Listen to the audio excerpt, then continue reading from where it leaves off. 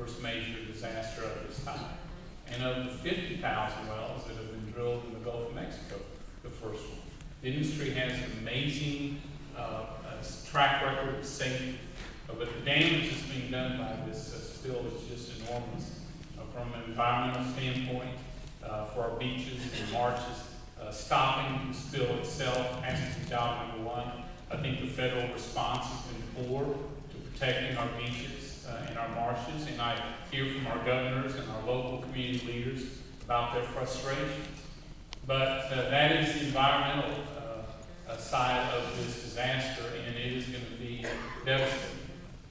But in my view, Washington and the White House is making this disaster worse by combining by creating a 6-month moratorium on deep water drilling in the Gulf of Mexico. It directly impacts 33 wells that are being drilled there, but it's a larger impact than that. Those wells directly employ almost 50,000 workers with a payroll of more than $2 billion over that 6-month period. But beyond that, a number of industries, small businesses, mid-sized businesses that are affected as well, a number literally the tens of thousands, and small businesses that won't make it through that moratorium if it's reinstated, number literally into the thousands. Right now, a federal judge in New Orleans has stayed the moratorium. The White House is appealing that decision, but the Secretary of Interior has said that any day now, he may try to reinstate the moratorium in another form or fashion. Today, we've held, and we will all week long, as we have been, we've held a number of roundtables where we bring companies together to talk about that impact all throughout Texas, so that not only the public, but we have lawmakers who can listen to these businesses. Today we held a roundtable of bipartisan one in Houston, Congressman Kevin Brady, and a number of other congressmen to listen to businesses. We'll be going over Southeast Texas this morning to do the same as well, all to educate lawmakers about these jobs in energy. I'm convinced the rest of the country doesn't know how energy is produced.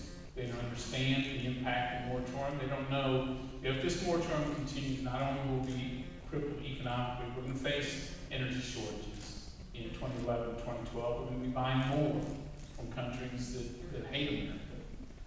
And we'll be making, again, a bad situation for us. Today, I want to introduce you to the panel, some of whom are with us this afternoon, but who know our region. You may know them as well because they hire a lot of our neighbors, friends and neighbors in their community. We have with us our panelists tonight and include Mike Minorovic. He's the managing director. There he is. Mike is managing director for Arena Energy. I've been to their office. It's impressive. This is a company that's been in existence 11 years. They don't.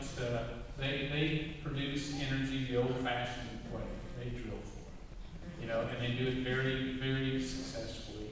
They are, I think, the third largest producer in the Gulf in wells, and they each have, everyone in that company has a stake and investment in every well. So again, success, doing it safely, doing it right, doing it properly, is the culture that helps them succeed. And he's here today. He leads Arena Energy's business operations. He works on reservoir engineering, risk management, opportunity generation for the company. Arena is headquartered here in South Montgomery County.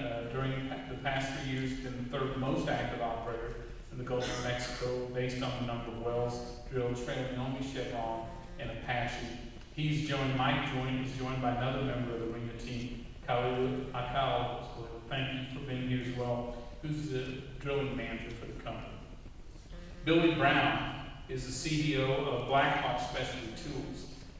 He's founded several oilfield service companies over the last 15 years, including Blue Line Manufacturing. He's the founder, president, and CEO of Blackhawk Specialty Tools, which is headquartered here in the Houston region. Currently has about 50 employees, is a true small business startup. Dr. Skip Ward is here, sort of in the shadows over there, but not in the shadows of the energy industry. He's Associate Director of of Offshore Technology Research Center at Texas A&M University. He's Associate Director of the Texas Engineering Experiment Station's Offshore Technology Research Center. He's been honored by the Mineral Management Service and the Coasts, Ocean Ports, and Rivers Institute. Prior to joining A&M, he served with Shell for how many years, right? 30 years.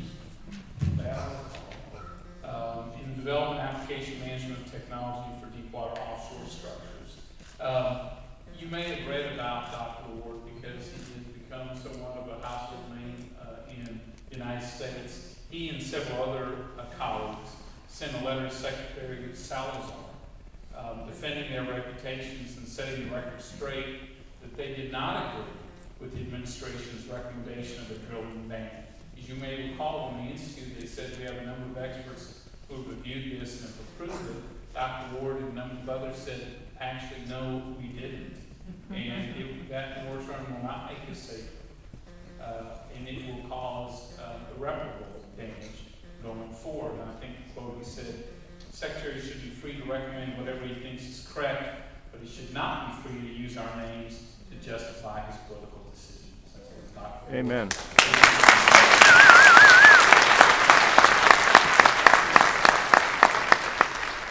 Again, I really appreciate these gentlemen taking their time from their businesses. But Fred Tony and Ben Weber, both with BJ Services, one of our larger employers in oil field services. And Fred joined us earlier today. He's the Vice President of U.S. Pressure Pumping, brings more than 30 years of experience in engineering operations, business development, and management experience in the oil and gas industry. He's the Regional Sales Manager for BJ Services in a number of regions.